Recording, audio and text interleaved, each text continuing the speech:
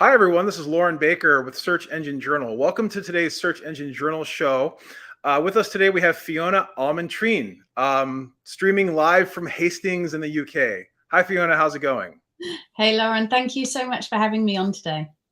It's a pleasure, and thank you for staying up to be able to make the show. We're live today, and today's show is brought to you by two sponsors, both SEMrush and Channable. So we'd like to thank SEMrush and Channable for making today's show possible.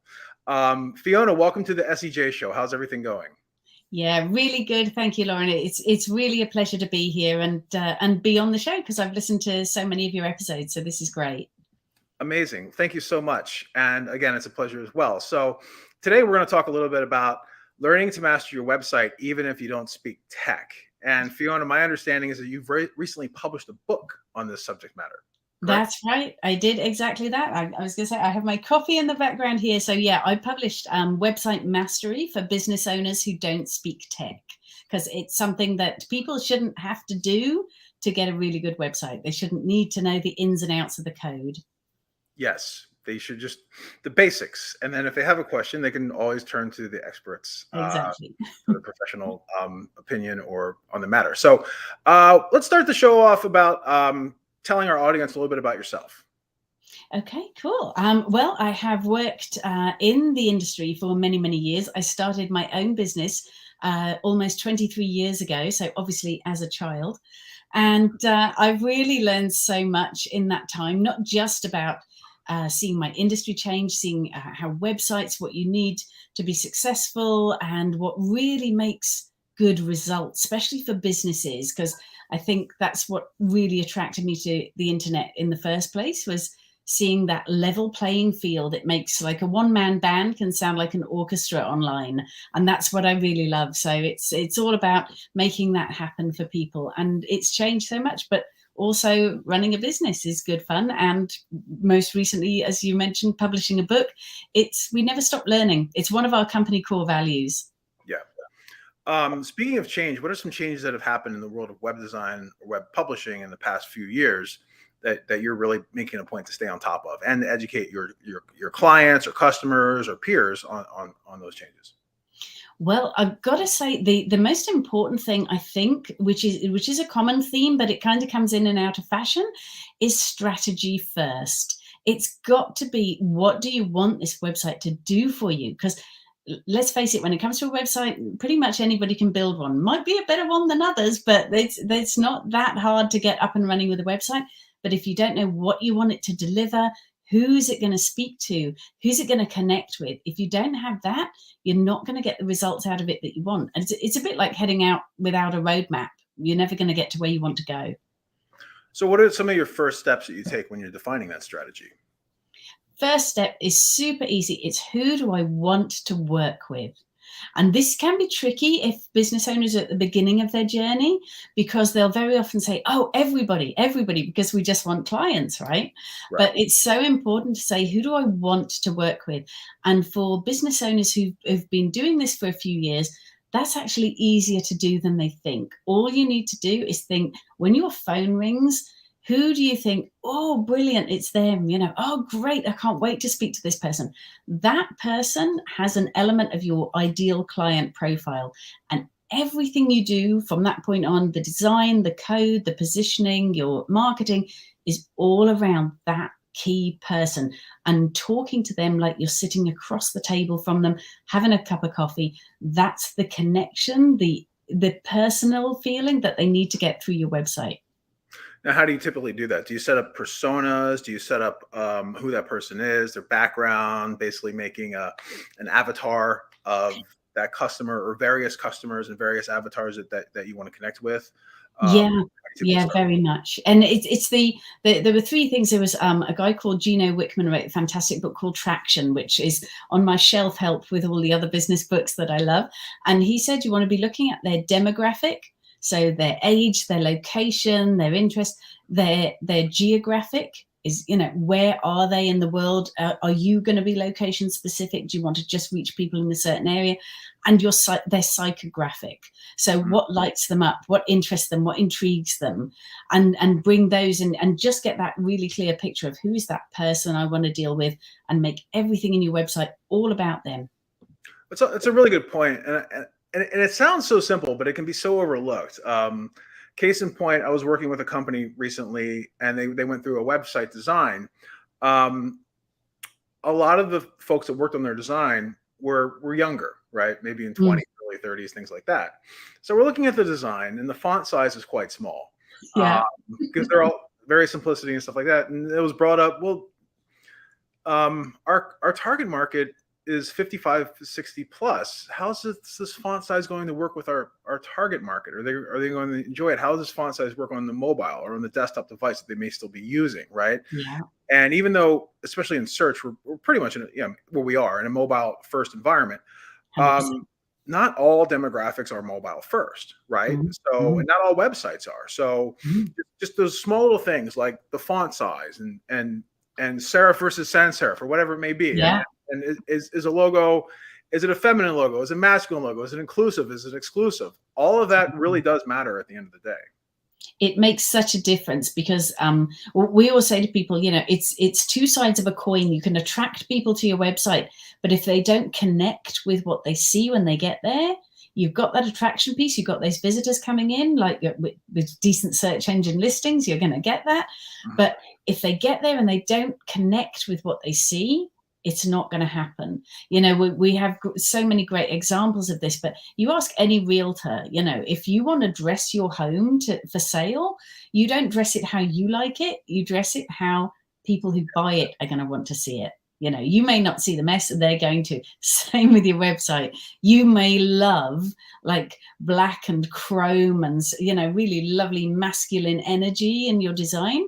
But if you're selling to like 22-year-old girls, and I'm being very broad here, so I don't mean any offense to any women. We don't all like pink, although I did love the Barbie movie. Yeah, I was about to mention the Barbie movie. It's all anyone's talking about right now. I just love it. Knocked it out of the park with that one. But you've got to design for them and appeal to them, whereas otherwise you can drive them to it, but they're not going to buy. And if the till's not ringing, it's not working. Yeah, it's really interesting too, like the color schemes, like not even on the websites themselves, but I'm not sure how it is. I'm not sure how it is right now in the UK, but McDonald's, they're all doing a huge facelift. And, up until about 5-6 years ago, when I thought of McDonald's, you'd think about, yellow and red, like a logo. And you go inside and it's very bright. And the whole idea was like one color makes you happy and one color makes you hurry while you eat. So people go in and they order. Now they're all monotone gray. They're all charcoal. And I think the idea is like, you don't want to go inside. It's a very because they don't want you to. They've got so used to doing that whole delivery piece over the last 3 years, right? And it's suddenly they're thinking, why do I have to heat, light, and staff this building if people are just going to, turn up at the window and grab a bag and go? Exactly. Speaking of fonts and logos and color schemes and brands, what are your thoughts on the rebrand of Twitter to X.com? Yeah, that's really a great expression we have over here. Put the cat among the pigeons. That's really, it's quite polarizing for a lot of people. I think sometimes we have to have change, nobody really loves it, I think, but we have to have change. And I think what they're doing is very much following the footsteps of the whole Facebook Meta thing, how that's moving over. And I remember like the press releases over here when Meta was announced, it's just like, oh, no one's going to buy from that. That's not going to work. And it's like, it's that old adage, do what you do really well. And the rest kind of is gravy, it just follows. So It's true. It is really interesting. It is polarizing. Yet at the same time, when Elon Musk purchased Twitter, he said he was going to turn it into X.com. That's what he said he was going to do. Like that was the plan. It's always the plan, right? So, and he told us like almost a year ago this was the plan. And what's interesting to me, besides the polarization and all of the talk everyone's talking about it on Twitter, they're all complaining about it, but they're basically marketing more and more, is the fact that they're doing it live. Like the fact that they're like, we're watching, everyone says like, there's the whole like I can't remember the term. It's like build it live just a transparently building a site or something like that. Twitter's decided to do that. Like they haven't even, at least up till about 10 minutes ago, they hadn't redirected the domain yet over to x.com, at least from what I'm seeing, right? I must admit that seems a bit clunky to me. Yeah, But it's very clunky, but like watching them do this live is really cool because there's so many perfectionists when it comes to things like they can sit around like, okay, we're gonna flip the switch Friday night at 1 a.m. and if anything fails, we'll roll it back or whatever. They're like, no, we're gonna start on a Monday, just doing it as start we on go. Monday Yeah, morning, and I just know. like build it up, make these changes throughout the whole week. It's actually quite incredible to watch as it's happening. So I think so. And I think you're spot on as well, where you say it's cool, because it is cool. Because my business mentor gave me this great expression. She said, better published than perfect. And I'm always saying that to people with their websites. They're like, well, I just need to rewrite this like for the billionth time before we go live. And I'm not sure about that photo now. We'll just change it before we go. And I'm like, it's always evolving. And that's what's happening now. The whole internet scene, the whole AI thing, which is like going at a rate of knots. It's just like really every day there's a new application for AI, which is a bit like a roller coaster. 1 minute I'm like really excited by it, and the next minute I think I'm going to be sick, and then I'm excited again. So it's, it can happen live, and it should be that way, because I think everyone's a little bit tired of waiting. The last 3 years have really shown us that waiting for things to get better just gets really tiresome. It just gets boring after a while. You just want to get on, and I think that's what people are doing now. Yeah, I agree. And I feel like if I'm not keeping up on AI for a day or two, I'm missing everything, right? um, so before launching a new site or rebranding, you're really talking about the strategy. You talked about who you're talking to, or who you're selling to, who you want to attract, but then also who you want to convert, right? So what are some tips that you integrate into the entire conversion process after attracting the potential customer or user to the web property? What I always say to my clients is, when I look at your website, I'm not interested in you, I'm interested in me. I'm your dream client. I'm sitting in front of you, but I'm on your website. You've got nanoseconds to get and keep my attention. And I don't want to look and hear, we do this, we do this, we do this, because you're just weeing all over people. Nobody wants that. So we want to hear, you're in this situation. This is you. You feel like this and you want it fixed. Let's go. But not like a great long thing. It used to be that we could really elaborate on a point like that. It used to be, I look at websites even just a couple of years ago, and we'd like, if you've got this problem or this pain point, people don't want their pain points pointed out. They really don't want that. But if you say, you feel like this, it can be quite emotive. You feel like this, we've got the solution. You buy a beautiful new car, not because, it's nice that it's fast, it's great that it's shiny, it's a great color, but it's the way you feel. And that needs to come across in the website more than anything. If I come to your website and I think, oh, that's me, she gets me, he gets me, I'm in the right place, that's when you've got that connection. That's when I know I'm in the right place, because we all want that connection. We're missing it a little bit in society, or we have, for all the reasons I've mentioned, but we want to get that connection. So that really makes the big difference. And then, of course, they want to engage. You've got to make it super easy. What do I do next? Don't make me think. So that's really where psychographics come into play, right? Yeah. Like the ability to talk to the person and make them feel at home. Besides not using things like we and talking about yourself and addressing the individual, what are some other tips that you would give a business when they're looking to bring that customer along in the conversion model? Your imagery is really important, the images that you choose. And this is something we've been looking at really interestingly. I was taking part in a conference a couple of weeks ago about AI image creation, how it can, create all these photorealistic imagery, exactly what you want. So trawling through stock photo libraries, will become very quickly a thing of the past.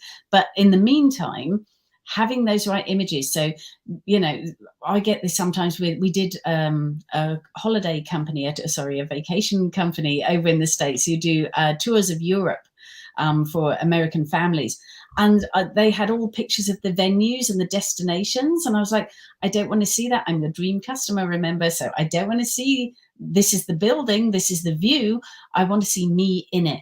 I want to see that view through a lovely, a wine glass, or I want to see that view with my kids in front laughing and playing. It's bringing that personal thing in. It's all about showing me my dream, show me my dream. And because by it being on your website, I think you're going to give it to me. Almost seeing the point of view of the individual. 100%. You've got to get right into their head. You've got to look through their eyes. You've got to feel what they feel and pour all of that into your website. Honestly, the technology is like so secondary. It's so far down the list. It's untrue. Very interesting. Very interesting. So we have speaking to the individual, imagery on the site. Anything else? Is there anything like even during the purchase decision itself, whether they're in the cart or the thank you page, follow-ups, anything along those lines that really help the individual that help so there's not buyer's remorse. So Yeah. looking forward to whatever they've purchased, whether it be a holiday or a product or whatever it be, and then they're going to really want to utilize the site for that experience again. Yeah, exactly. You want those repeat customers. That's where your engagement gold comes into it, is when you get those repeat customers. And it's just show them you care, don't just take that sale and think, well, they know where we are now, they'll come back, because they may not. And we've all got so many choices out there. So really what you want to do is, as you say, keep them on your love them up list, keep them in your email marketing, give them regular newsletters, but don't pester people with them. And have those things like automated follow-ups, because you can, again, using AI, we're seeing this now is being brought in, that it can say, rather than just, hi, first name, we saw that you purchased insert product, and it's cold, it's sterile. But with AI, it can be really warm. It can be, how was your trip to so-and-so? Would love to hear how you're getting on. Would you leave us a review, or would you post on Twitter, or would you do this? And then be monitoring your social channels to then engage with them again and see, oh, somebody's tagged us, somebody's, posted about us or given us a nice review. Send them a little message to say, that's so nice of you. Thank you for doing that. Really loved working with you.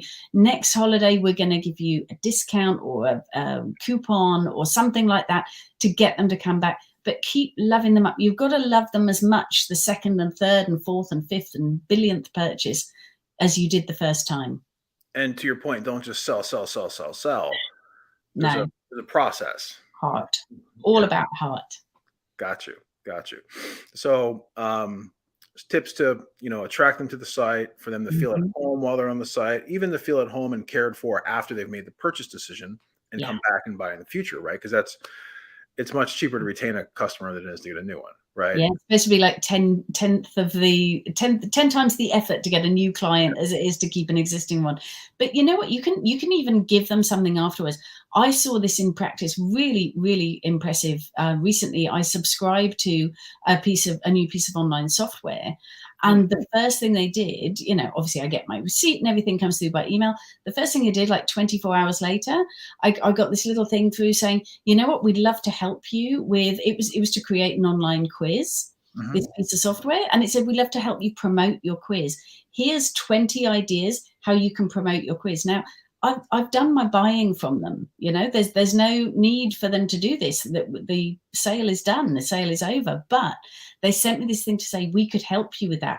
And straight away, my team are thinking, we could do that with our websites. We could be saying, here's how to promote, here's how to do this, here's how to do that. And it's just keeping that relationship going. And think of what are those things after they've purchased? What would be a really nice thing to have next? And that's where you can add value. And does that really boost the business growth at the end of the day then? Oh yeah, 100%. As you say, keeping those customers happy. I mean, we found the first year of the pandemic, a huge amount of businesses were affected, but all of our business that year just kept coming from clients that we were helping. We were just going back to them and helping them over again and, giving them tips and ideas on how to stay visible when they were working from home, where they were used to being in an office and things like that. It's giving that value, showing that you care, really show you care. And that's what people are buying on now. People buy on values, whether it's online, whether it's in a store, in person, at business networking. They're buying on values. They want to see that you've got good values and that you matter. They want to feel that they matter to you. That's a good point. Not only when there's a slowdown or whatever, but also like, I know in the world of SEO and paid search marketing, there's a lot of you all probably watching right now are listening, or consultants. You're working with companies. They do sometimes tend to come and go, right? Sometimes someone will come on for 6 months. Sometimes they'll come on for a year. Sometimes they'll move on for whatever reason. Mm. And I've always found that it's nice to just send a text every once in a while, send a follow-up, because you never know when someone's going to leave and go somewhere else and want to utilize you again. And at the same time, it's just good, good sportsmanship at the end of the day. Just hey, how's it going? Just checking in, Happy New Year, whatever it may be, like little things. It doesn't have to be cheesy, but it has helped. It has helped me personally retain or bring clients back. Just having that open line of communication all the time, not just asking, "Oh, why did you leave?" How come you didn't reply to my emails? Like, it's not like an ex, but it's like just like, hey, just checking in, how's everything going? And you never know, whoever they brought on may have done something wrong, and they may not have worked out. Exactly that. Exactly. Greener on the other side, right? But it's staying front of mind. But I mean, you must find this where people are coming and they're getting like that instant result. They want those search engine results. But as well as I do, it's not you get that great position and you stay there. You don't have to do anything ever again. It takes work to stay in that position, to stop dropping down and back you go, dropping down, back you go. And it's the same with our customers. And I think, dare I say it, I think some of us had it a bit easy for a bit long, and there would be like a big house purchase, for example. I'm thinking of realtors again. A friend of mine's a realtor in New York, and she says, I keep in touch with them because, they might just think, well, why is she keeping in touch with me? It was only like 8 months ago we bought our house there, or we're not going to move again. No, but you're going to think, oh yeah, she was so good and she was so nice and she really helped us. And my sister-in-law's moving, or my brother's moving, or the guy down the street is thinking of selling. And that's where it gets passed on. We not that we have to work harder, but we need to remember who helped us on the way up, so we don't get smacked on the way down. That's true. It's overall good bedside manner, and it pays off. Yeah. So speaking of keeping yourself in front of your potential customers, current customers, maybe past customers, one excellent way to do so is by publishing a book. So I'm going to drop the link right now, and we're live streaming, by the way. So if anyone has any direct questions for Fiona, please feel free to ask on either LinkedIn, Facebook. It's going to take a while to get used to. X, is that how it's being pronounced? And and YouTube, right? So, but I've dropped the link to your book on Amazon. So you recently published Website Mastery. Would you mind holding it up so everyone can see? 100%. There you go. So you got Website Mastery. There you go. So you've recently published this book. Excellent. I've dropped the link in here if anyone would like to check it out, maybe buy, download on Kindle, whatever it may be. Could you tell us all the benefits of actually publishing something in print as opposed to just writing on a blog? Do you know what? It's so funny because so many people have said to me, but you're online. So obviously we did a Kindle version. So that would be one thing that I would say is definitely don't neglect the Kindle version, because that just took us to like bestseller on the first day. Within like 4 hours we were there because people were just grabbing that on Kindle. But there's something about a book in your hands, right? And somebody said this to me. They said, nobody throws a book away. It's really hard to throw a book away. It's a tangible thing. It's a physical thing. You can make notes and all of this sort of stuff in it. But there's something about it. It feels of value. And it was described to me, this guy wrote this fantastic book, but you are an author, so write your book already. And it was absolutely brilliant. A guy called Matt Brzezinski. And he said, it's a business card on steroids.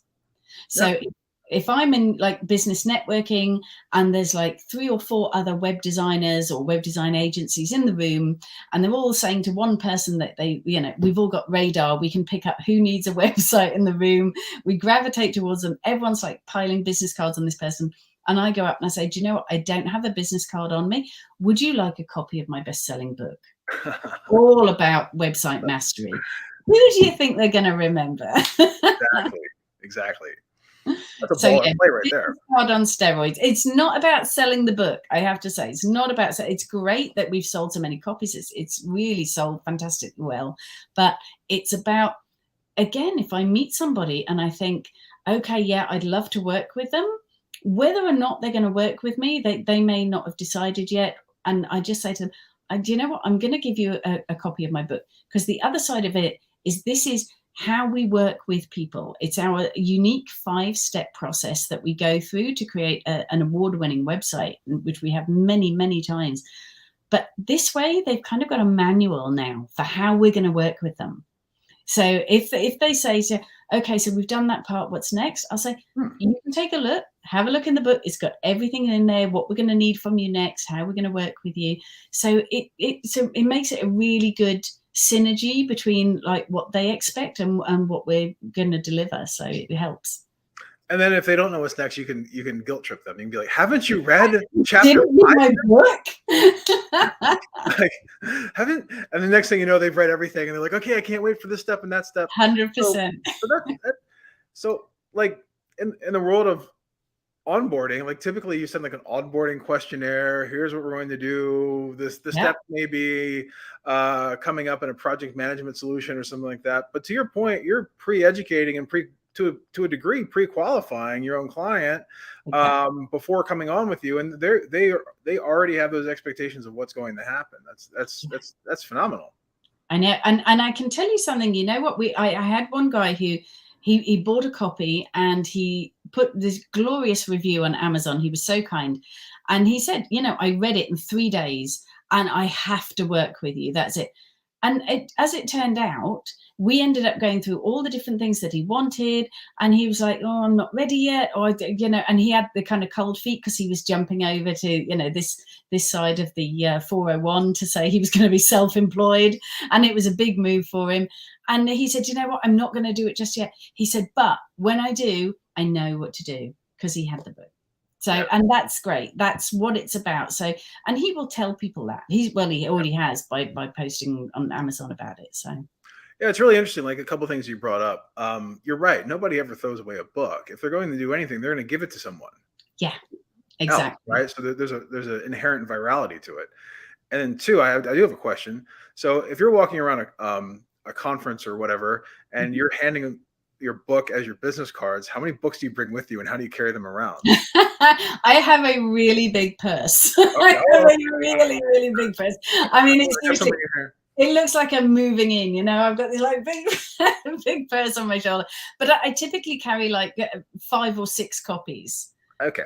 And, so you're not handing it out to everybody and anybody. I'm not handing them out to everybody. No, that is the one thing. If like somebody, if I was to say, and I have had, I'll be honest, I have had a couple of occasions where I've started having a conversation with somebody, and I've had a situation where I've said, would you like a copy of my book? I never have it in my hand as I say it. I say, would you like a copy of my book? They go, I'm not really a big reader. And I go, absolutely fine. That's no problem. There is an audio version coming out later this year, but there's an audio version that I can, and once it comes out, I'll send it to you. Exactly. So give me your email and stuff like that. I'll put you on the list. So, thank you so much. Exactly. So, yeah, that's great. Well, we're almost at the 30-minute mark. I've dropped your LinkedIn on here. Where can folks find you online, or more information about, is it Fat Promotions? That's right, Fat Promotions. So you can find out more about my company and the work that we do. We have clients literally all over the world. So it's the beauty of what I do is it doesn't matter where we are. So you can go to fatpromotions.co.uk and find us there. Or if you want to find out more about the book and download a free chapter, then you can grab one of those at websitemasterybook.com. Websitemasterybook.com. Yeah. Excellent. So it's been great, Fiona. And before we sign off, I I did see something about your hobbies. You're a fan of red wine. Anything else? Anything else on that side? I absolutely love red wine. I'm not going to lie. I know it's not good for you, but I do like a red wine. Yeah, and I play the ukulele. So, yeah, I took that up about 6 years ago, and I was always encouraged to try and bring it into my work. I don't know why, but this business coach I had said, oh, you should really do it. And I say one of the key moments in my career was at a BNI meeting. I was a member of a BNI group.